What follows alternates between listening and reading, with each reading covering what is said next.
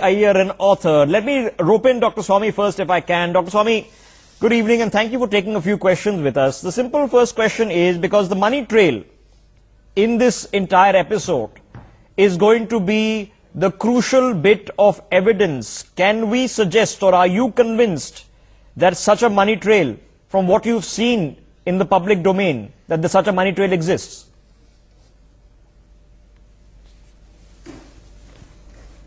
Dr. Swamy. Yes, go ahead.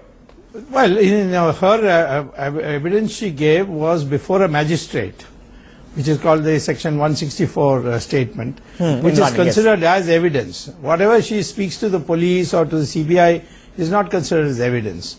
But this is solid evidence because she gave it before a magistrate, and the magistrate inquires first, are you under any pressure, and have you had a deal or any, all these he can ask these questions, which he does.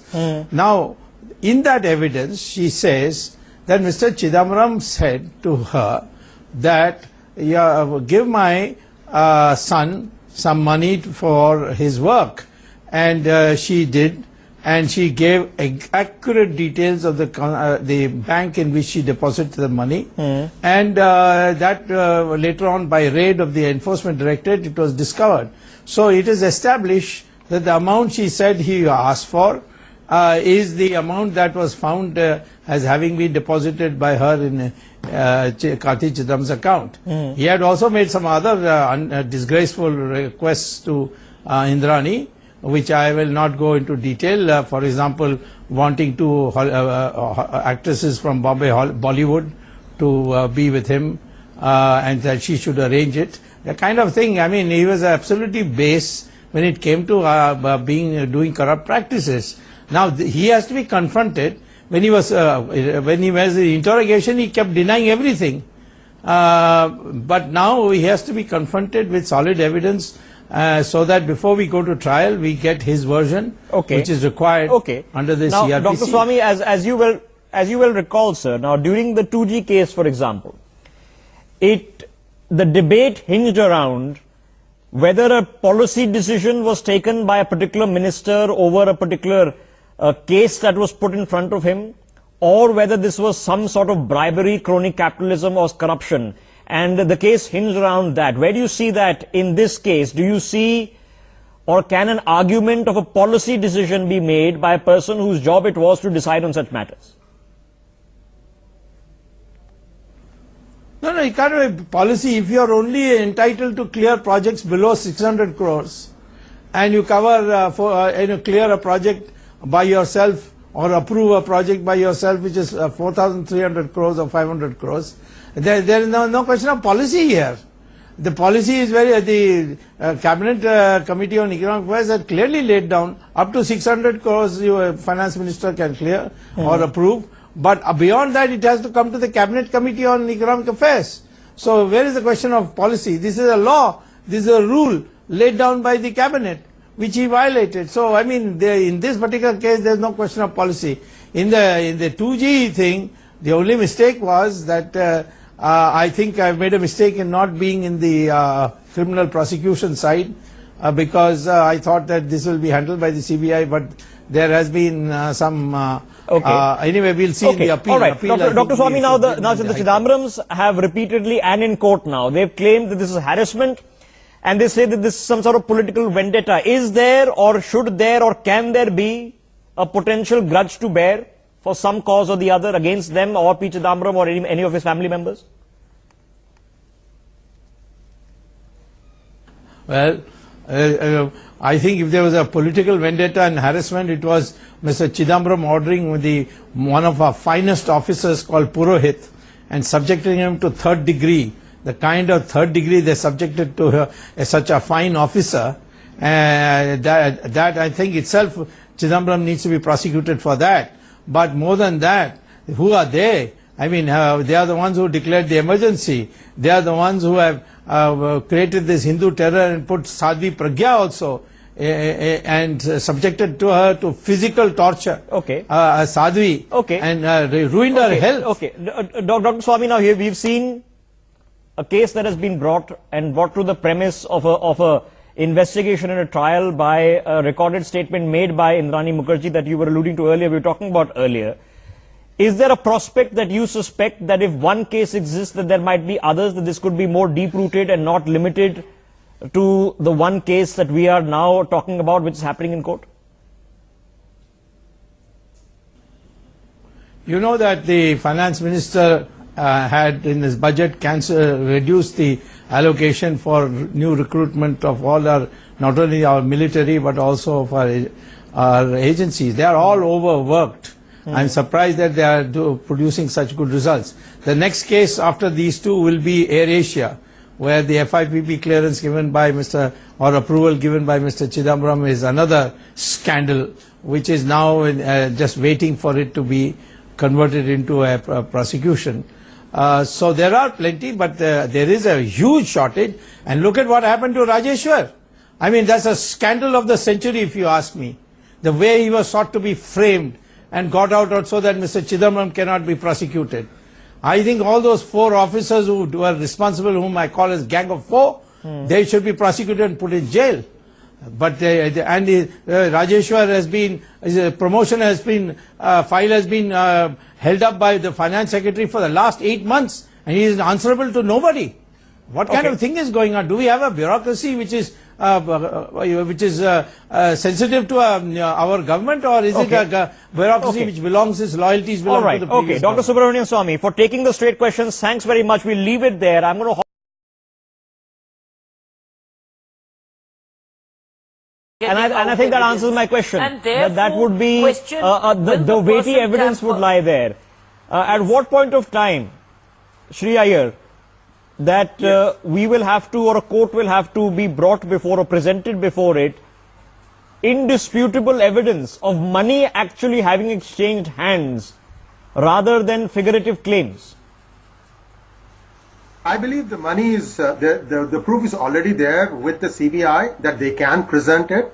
Right now, I believe the courts are just looking at a narrow thing about whether they should give anticipatory bail to Mr. Chidambaram or not. But if needed, the CBI can and should present the information. In fact, I have a lot more information. I have written about it in pgurus.com, so readers can read up on this. But the bigger concern I have, Rishabh, is the safety of Indrani Mukherjee. I really would like, and I would implore the Maharashtra police to take good care of her, because she needs to be cross-examined. Okay, qualify that, sir, because there have been two times when she's been hospitalized during her stay in Arthur Road jail, and she has claimed that her life is under threat after she's come out with claims against P. Chidambaram. So just qualify that statement when you say safety of Indrani. Yeah, that's exactly what I'm saying. I mean, we have to make sure. See, what happened the second time, there has been an investigation ordered. I don't know the results of that, but I believe she was either food poisoned or drug or something that happened.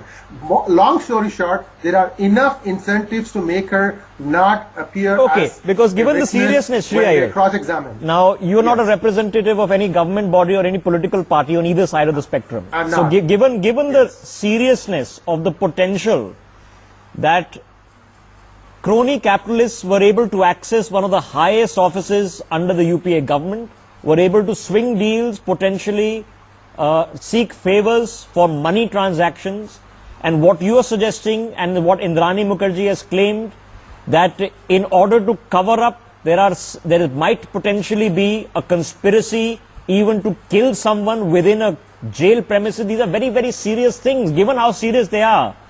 Are you satisfied at the kind of pace that the investigation is going at? You know, that's a very good question, especially in light of the fact that the outgoing Prime Minister of Malaysia is in jail in 4 weeks. And 4 years have elapsed, and the Narendra Modi government has not put a single UPA minister behind bars. This is what the people are going to ask. I mean, I'm basically echoing people's thoughts. Mr. Modi has to answer this question. Okay, just stay with me, sir. My producer is just telling me, and we'll just rope in a voice who understands the case very well from Chidambaram's point of view, which we put on record. Abhishek Manu Singhvi joining us. He's, of course, a Congress Rajya Sabha MP and also one of the most senior lawyers in the country. Dr. Singhvi, a very good evening. Let me just quickly begin with you, because there have been very specific allegations that have been made by Indrani Mukherjee. Why do you think, on what grounds, that these allegations prima facie are not believable? I think there are a lot of misapprehensions and misinformation going on about this case. Okay. I don't intend to discuss the verities of that in terms of a sub judice matter. All I want to tell you are the contentions raised by Mr. Chidambaram, which we have presented. First and foremost, bail was granted more than a month ago. For over a month, the government has not yet even filed a reply. Obviously, they don't find it to be an open and shut case. Okay. The reply is still to be received by us, and as when it will be received, I think appropriate rejoinder will be given. But for over a month, there has been no reply. Bail has been there and bail has been continued. Secondly, in this matter, Peter Mukherjee, Indrani Mukherjee, 2 other accused, all these are named in the FIR. Even all of them have got bail, the named persons. Thirdly, Mr. Chidambaram is nowhere named. Nowhere. And it is strange that the prosecution appears to suggest that a person who is not named, whereas others who are named have all got bail, and yet they want custodial interrogation of a person not even named in the FIR. Okay. Number 4, this offence is more than 7, 8, 9 years old. There is not an iota of material which has been produced. The FIPB individual secretary level, Government of India secretary level people have been examined. Not one of them has suggested that there was anything in terms of interference by Mr. Chidambaram in a wrongful manner. Okay. They are all very, very senior officers of the Government of India. Okay, but was it not the case, sir? Number 5, Mr. Chidambaram only approves what these eminent 4-5 people recommend. So I think it's unfortunately many years, almost a decade, 7, 8 years later, some degree of retrospective vendetta going on. And in any event, I'm sure, accordance with law, the courts will decide. But was it not the case? Dr. Singhvi, if you'll allow the interjection, was it not the case that Mr. P. Chidambaram, as Union Minister, gave that FIPB clearance in his own capacity to certain levels that exceeded what was permitted as per the rules? It's a complete falsehood. That's an allegation, no doubt, and ultimately the court will decide. But according to the defense, it is a complete falsehood for 2 simple reasons. First of all, Chidambaram only approved what the FIPB board, after applying mind, recommended. Okay. He did not do anything on his own at all. Second, that value figure you are taking is the value well within his limits. What they are doing is they are inflating the value by suggesting some kind of market value of the shares which are at the upper stream. The investment shares which are to come here are at a much lower value, and therefore the value which is the correct value, which is taken as per FIPB guidelines, which apply not to this case but to all cases, make that limit well within the limit of the minister to approve. Okay. Now they are applying a value calculation system which is not as per FIPB norms. Okay. Only to bring out this allegation and rope in Mr. Chidambaram. Okay, so why is Mr. Chidambaram then asking the courts to shield him from being questioned in custody by the CBI? There is no question of being shielded. If the prosecution has called him once from 10 to 4, made him largely sit twiddling his thumbs and asked a few inconsequential questions, and he has gladly gone. He's prepared to go again. Please call him tomorrow. Please call him day after. Please ask him meaningful questions. How does that require custody after 9 years? He has never avoided. He's been called only once. And on that once he has gone and sat for 7 hours. He's prepared to be, if he's called legitimately for anything meaningful, he's prepared to go any time. We have said so. The point is, you want to harass, you want to humiliate, you want to create unnecessary, intrusive, prejudicial harassment. Okay. And you're doing this You're calling it harassment. Where is the question of custody? It's a documentary issue. 7, 8 years old. You put the document, see it, call him. You're calling it harassment, Dr. Singhvi. You're calling it harassment, political vendetta. What is the cause of any political party having a grudge to bear on Mr. Chidambaram if he's never done anything wrong? Can you ask me that question? You have to ask that question of the persons who have a grudge against him. They are the ones who are acting mala fide. Okay. Merely because he happens to be so would it simply political then opposition. So would it simply then be best for a court to try this case and rule one way or the other? That's exactly the point we have made. You can go into the case, you can file a charge sheet, you can expedite it, you can start the trial, and if you are lucky and if you are so great and good in the case you have, then get a conviction. None of those things are being done. There is no expedition, there is no charge sheet. Okay. Only thing is humiliate, humiliate, humiliate by seeking interim custodial interrogation. Okay. Dr. Singhvi, before I let you go, I have to ask you this. Does Mr. Chidambaram enjoy the full support of the Congress party in fighting this case? See, we are talking of two answers. First and foremost, we are talking of criminal law. Criminal law doesn't apply to political parties, it applies to individual. So he has to face it himself. But having said that, you can rest assured, and you have seen it in the press briefings, you have seen it in the statements, not only by me as a spokesperson, but by the Congress party as a whole. Okay. That it is fully behind him. Okay. This is, again, another canard being spread. Okay. Obviously, since he is an individual accused, he has to stand up and face it in court.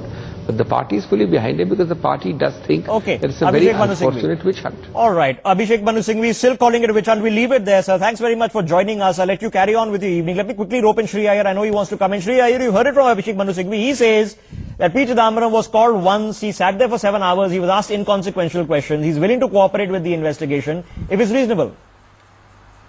Just minutes before this program went live, we published an article wherein the CBI today in the court alleged that Mr. Chidambaram would not give an answer, a simple answer to even one question. He kept evading all the questions. He was not twiddling his thumbs. All he was doing is indulging in verbal diarrhea of trying to give evasive answers. This was what the CBI lawyer presented in the court today. As to Mr. Singhvi's assertion that Mr. Chidambaram is not named in the original FIR, it doesn't have to be that way.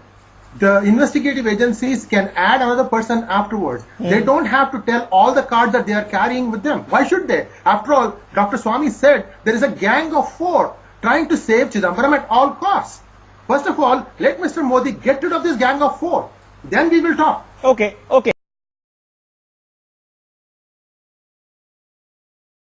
Let me pose the same question. Let me pose then the same question to Sree Iyer. And Sree Iyer, there are many, and I know you're one of them, who are convinced that there is some sort of gang of 4 you mentioned who've been trying to shield this investigative process. Perhaps they themselves have something to either gain or lose if the truth comes out in one way or the other. So how do we find the truth? How do we actually get there? I think, first of all, the investigative officer, Mr. Rajeshwar Singh, should be allowed to do his job. Second of all, I am told that there are some ministries in the current government that have not given an okay for Mr. Rajeshwar Singh to file the charge sheet against Mr. Chidambaram. Mr. Modi, please tell your ministers, whoever they are, to not put any obstacles in the way of Rajeshwar Singh. For God's sake, you have made him really a witch hunt on that person. What did he do? He's just trying to do his job. I'm really sorry about the way this government has gone about dealing with Dr. Rajeshwar Singh. Okay. So please, for God's sake, act now. Okay, I'm running short of time. Just got a couple of questions. 30 seconds, Geeta Luthra. On a substantive issue of law, for our viewers watching this, if it can be proved, and this is speculative, I understand, but just help us understand the law. If it can be proved that money at whatever amount exchanged hands at a time very suspicious when a policy decision was done that favored someone, what is the potential criminality in this? See, so this is going to be purely hypothetical and is going to be just answering a legal query. Yes. So you would be liable under Prevention of Corruption Act if you are giving bribes, and if you are doing it for gratification, for getting an order in your favor which otherwise would not have been made or would have been made, but which you have done on the basis of receiving monies. So you have also bent rules. So the question then is that becomes a matter of trial, both under Prevention of Corruption Act, and there would be many other provisions of law, maybe destroying evidence, maybe fabricating evidence, all those ancillary provisions of law which may or may not get added. I have not seen the CBI case so far, and therefore I am not sure, but this will be the fulcrum of their case. Sree Iyer, for our viewers watching this broadcast, as an educative, there are different charges that are being faced by Karti Chidambaram. Karti Chidambaram is not an elected representative, he's never served in government.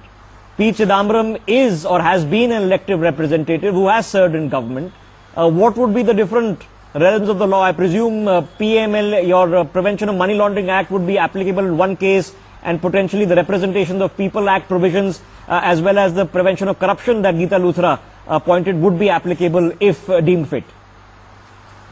You know, if the investigative agencies are allowed to do their job, there are 24 illegal FIPB clearances by Mr. P. Chidambaram, and it's my contention that Mr. Karti Chidambaram is probably involved in every one of them. Like trains arriving in a platform, in a different platforms in a station, you're going to have one after the other coming in. And by the way, this is just a drop in the bucket. There is one other big scam which we are not talking about here, but I have written in my book called C Company, and I would like SEBI and the government to look into that, because that involves a magnitude higher crime committed by the Chidambaram family. Very